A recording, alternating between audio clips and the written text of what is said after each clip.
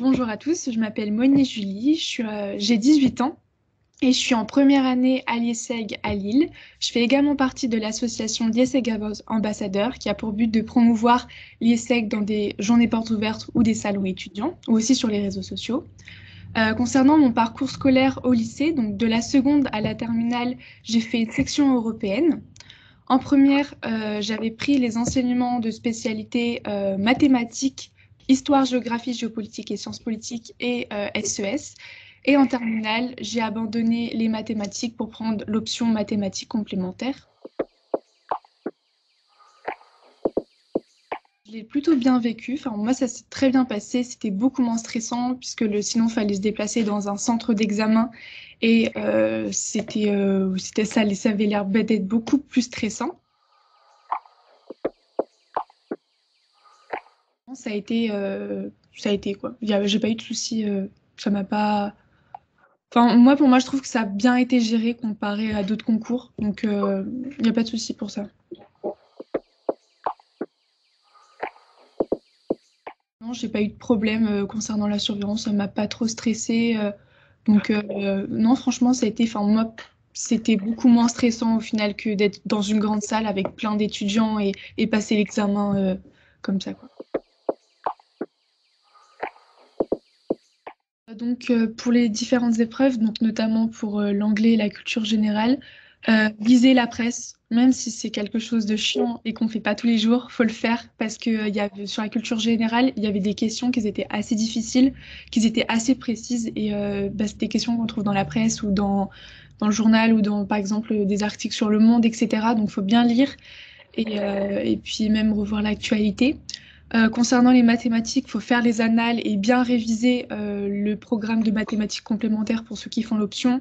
Et ceux qui font la suite, bah, réviser votre programme de terminale. J'ai pas plus de conseils pour ça. Et la synthèse, qui est l'épreuve la plus redoutée. Moi, je vous conseille de faire des annales et demander à vos profs littéraires, par exemple les profs d'histoire géo ou les profs de français, de philosophie, de corriger votre annale par rapport au corrigé du concours. Et pour voir, enfin, pour vous donner un avis, moi personnellement, c'est ce que j'ai fait et ça m'a très bien aidé. Et c'est d'ailleurs ma meilleure note au concours. Donc.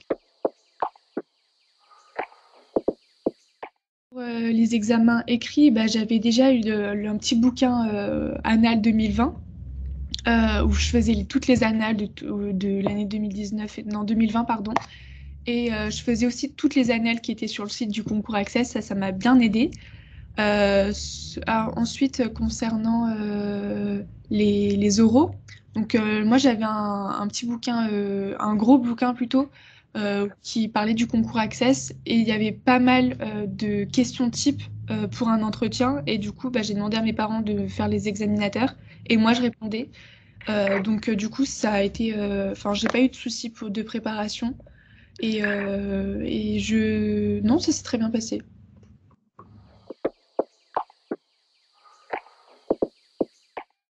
Comme mon but, c'est de travailler plus tard en Asie, l'ESSEC me permet de pouvoir y aller grâce au stage qu'on a à faire à l'étranger. Donc, on a un stage de 6 mois à faire obligatoire à l'étranger.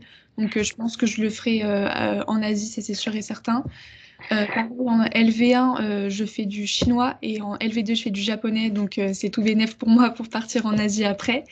Et pareil, l'ESSEC a de nombreuses universités partenaires en Asie, notamment en Chine, en Corée du Sud, Japon, etc. Et donc, je pense que je peux mettre toutes mes chances de côté pour pouvoir partir.